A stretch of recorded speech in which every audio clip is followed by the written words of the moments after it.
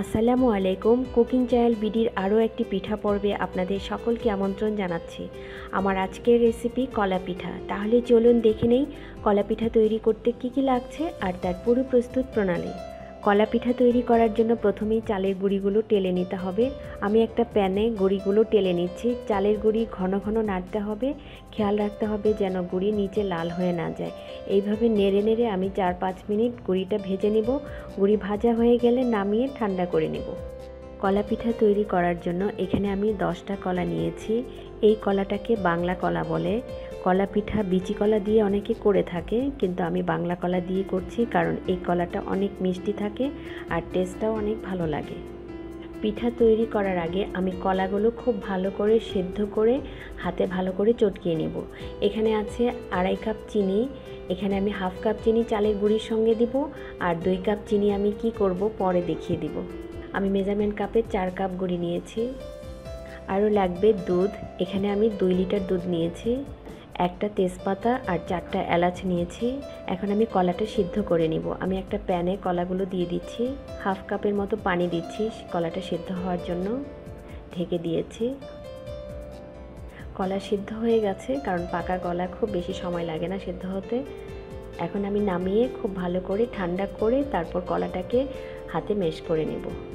কলাটা খুব ভালো করে মাখিয়ে নিয়েছি যেন দানা দানা না থাকে। এখান থেকে আমি অর্ধেকটা কলা চালের গুঁড়ির সঙ্গে দিব আর অর্ধেকটা দুধে দিব। এখন দিয়ে দিচ্ছি স্বাদ মতো লবণ। হাত দিয়ে লবণটা ভালোভাবে মিশিয়ে নিব। এখন দিয়ে দিব কলা। অর্ধেকটা কলা চালের গুঁড়িতে দিব আর অর্ধেকটা কলা দুধের সঙ্গে দিব। ভালো করে মাখিয়ে নিচ্ছি। আমি 1/2 কাপ চিনি শিরা করে নিয়েছি। চিনি শিরাটা দিয়ে দিচ্ছি। আবারও ভালো করে মাখিয়ে নিচ্ছি। কাইটা করতে আমার লাগবে ফুটন্ত গরম পানি। প্রয়োজন মতো পানি দিয়ে কাইটা করে নিতে হবে। পানিটা যেহেতু গরম হাত দিয়ে ধরা যাবে না। আমি একটা চামচ দিয়ে এভাবে নাড়িয়ে নিচ্ছি। খুব ভালো করে কাইটাকে মথে নিতে হবে। আমি চুলায় দুধটা জাল করতে দিয়েছি। এখন দিয়ে দিচ্ছি কলা।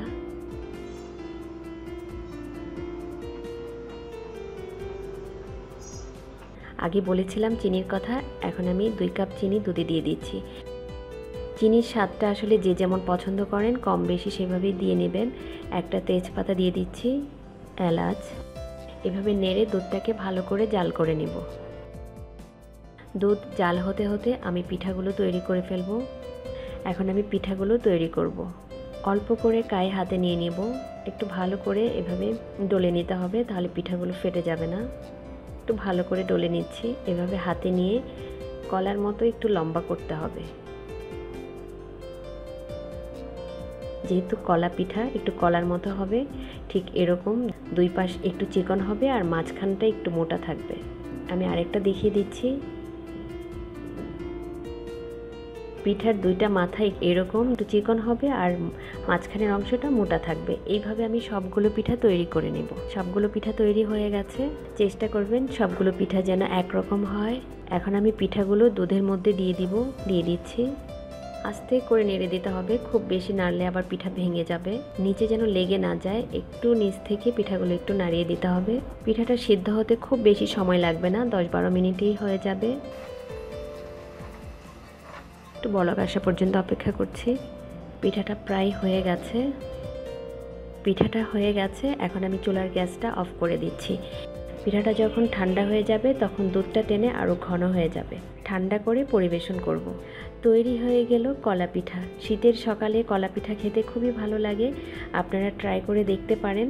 আজ তাহলে এখানেই বিদায় নিচ্ছি। আবারও হাজির হব নতুন কোনো রেসিপি নিয়ে। সেই পর্যন্ত সবাই ভালো থাকবেন। ভিডিওটি দেখার জন্য অসংখ্য ধন্যবাদ। আল্লাহ হাফেজ।